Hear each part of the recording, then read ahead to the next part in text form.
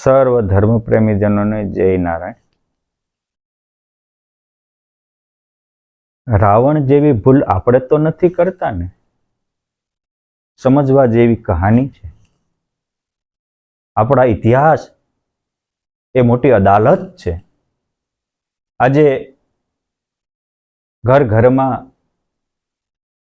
ગામ ગામમાં, જ્ઞાતિ જ્ઞાતિમાં જે પરસ્પર ઘર્ષણ થાય છે, કુસંપ અને ક્લેશ થાય છે, એનું કારણ છે આપણે પણ કંઈક રાવણ જેવી ભૂલ કરતા હોય છે. આપણને એમ થાય શું રાવણે ભૂલ કરી હતી? હા, સમજવા જેવી વાત છે. હું જે સમજાવું છું એ એંગલથી જોજો, તમારા અંતરમાં અંજવાળા થશે. શૂર્પણખા વનમાં ભટકતા એક દિવસ જ્યાં ચિત્રકૂટ પર્વતની સમીપે માં જગદંબા સીતામૈયા સાથે રામ લખન હતા એના આશ્રમમાં ગઈ. રામ લક્ષ્મણનું સ્વરૂપ જોઈને મોહ પામી, પરણવાની માંગણી કરી.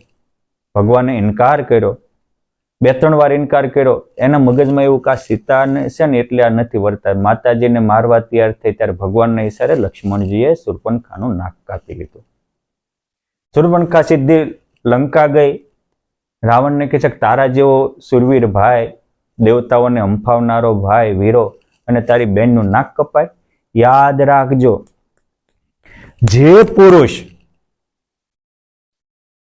પર સ્ત્રી સામે કુદ્રષ્ટિ કરશે, પર સ્ત્રી ઉપર ઓલું કરશે, એનો રાવણની જેમ વંશચ્છેદ જશે. અને જે સ્ત્રીઓ પર પુરુષ સામે કુદ્રષ્ટિ કરશે, ચેનચાળા કરશે, એના નાક કાન જશે. માટે આ કહાની બાયો અને ભાઈઓ બે સમજવાની છે.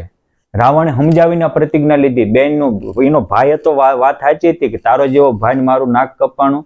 પછી રાવણ લંકાનો રાજા પણ હતો, એક સમાજનો લીડર હતો. આ લીડરોએ ખાસ સમજવા જેવું. પછી સમાજનો લીડર હોય, ધર્મનો લીડર હોય, કુટુંબનો લીડર હોય કે કોઈ ગુરુ મંડળનો લીડર હોય, એને બે પક્ષ જોઈને નિર્ણય અપાય. ગોડસે ગાંધીજીને ગોળી મારી દે ને તો કેટલા વર્ષો બે પક્ષ તપાસીને પછી એને સજા મળે છે. ઇન્દિરા જેવી વડાપ્રધાનને ઉલાળ નાખ્યો હોય ને તો એના સજાના કારણે ઘણા સમય પછી સજા મળે છે. તપાસે છે.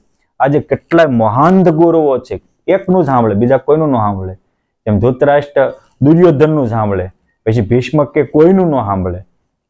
એમ આવી ધૃતરાષ્ટ્રની દુર્યોધનની વૃત્તિ હશે, આપણા પરિવારનો વિનાશ થશે.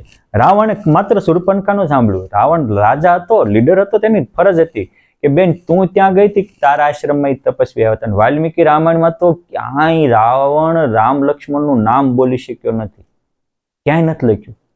તપસ્વી બોલે. એ તપસ્વી પૂછવાનું હતું તું એના આશ્રમમાં ગઈ હતી કે તારા આશ્રમમાં. બીજું કે ત્યાં જઈને ધંધા શું કર્યા હતા, તારી જીવન કહાની તો કે થોડું પૂછ્યું તો કોઈ પ્રશ્ન જ ન આવે. સીધી પ્રતિજ્ઞા, હું એની ઉપર એક્શન લેવાના.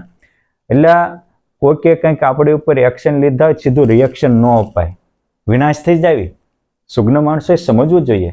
આજે મેં બહુ એવા જોયા છે, મોટા ગુરુ હોય એક જ પક્ષનું સાંભળે, ઓલા બીજા શિષ્યો બિચારા રડી રડીને રાતના હેરાન થઈ જતા, ડિપ્રેશનમાં આવી જતા, તોય ન સાંભળે. આ રાવણ વૃત્તિ કહેવાય. રાવણે શૂર્પણખાનું એકનું સાંભળ્યું. બીજી વાત, હજી એની પાસે વિકલ્પ પણ હતો. હજી કોકને પાસે મૂકીને કે ભાઈ રામ, આ શૂર્પણખા ત્યાં જઈને શું આવ્યું હતું, રામની વાસ્તવિકતા સમજવાની હતી, પણ હામા પક્ષને સમજવું જ નહીં. એક જ પક્ષનો કક્કો ઘૂંટે રાખવો અને પોતાના વર્ગને પણ એવી રીતે સીમિત સ્વીકૃતિમાં બ્રેન્ડ વોશ કરી દેવો. આ રાવણનું કૃત્ય છે.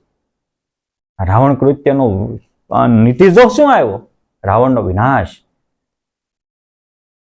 બે પક્ષે તપાસ કર્યો હોત તો રાવણ હજી જીવતો હોત. દુર્યોધને થોડુંક કૃષ્ણનું ભગવાનનું કે વ્યાસ ભગવાનનું કે પરશુરામ ભગવાનનું કે નારદજીનું કોકનું હારા માણાનું સાંભળ્યું હોત અને બે પક્ષે તપાસી નિર્ણય લીધો હોત, ધૃતરાષ્ટ્ર વગેરે, તો આજે પણ જીવતા હોત. પણ જ્યારે માણસનું પાપ પોકારે ને ત્યારે એને વનવે થઈ જાય છે. આ વનવે સિસ્ટમ એ વિનાશની સિસ્ટમ છે. માટે આ આપણે વનવે હાલવાની ભૂલ તો નથી કરતા ને. કુટુંબના ડખા પણ આમાંથી જ થાય છે. ઘણી વાર કુટુંબમાં કોઈ આપઘાત કરતા હોય તો જે એક સભ્ય દુઃખી થતો હોય અને પાછા દાદાગીરી બોલતા હોય કે અમે હું એને બંદૂકને ભડાકે દેવીશ, દઈ દેન તો હારું બાપા, પણ આ તું કરેશ ને એ ભડાકા કરતા વધારે એના હૃદયના ટુકડે ટુકડા કરી નાખે. ભડાકે તો એક જ ગોળી વાગે. માટે આ આપણી કડવી વાણીને મૂકી મીઠી વાણી શીખીએ. એવું કહેવાય છે કે જેની વાણી મીઠી એની સર્વત્ર ચાલી ચિઠ્ઠી, અને જેની આંખમાં અમી એને દુનિયા ગમી, દુનિયા નમી. માટે આપણે વેરઝેર ભૂલી બંને પક્ષનું સાંભળીએ, સર્વાંગી થઈએ. સીમિત સ્વીકૃતિ સંઘર્ષ સર્જે છે. સીમિત સ્વીકૃતિ દેહાભિમાની બનાવે છે. સીમિત સ્વીકૃતિ આપણને રાગ દ્વેષનું ઘર બનાવી દે છે, અને પછી આપણે ધર્મના નામે અધર્મ કરતા બની જઈએ છીએ.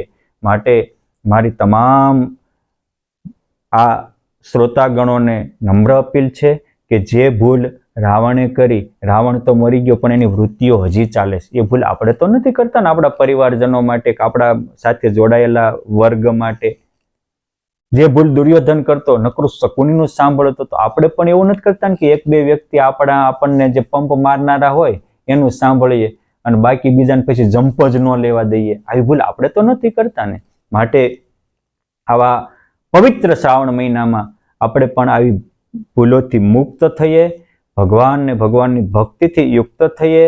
આપણા જીવનમાં પણ સર્વાંગી દ્રષ્ટિ આવે, સર્વાંગી મૂલ્યવાની શક્તિ આવે, અને સર્વાંગી આપણે તપાસીને નિર્ણય લઈ શકીએ એવી આપણામાં વિશાળતા આવે, એવી પરમ કૃપાળુ પરમાત્માના પાવન ચરણોમાં પ્રાર્થના અસ્તુ. ધન્યવાદ. જય સ્વામિનારાયણ.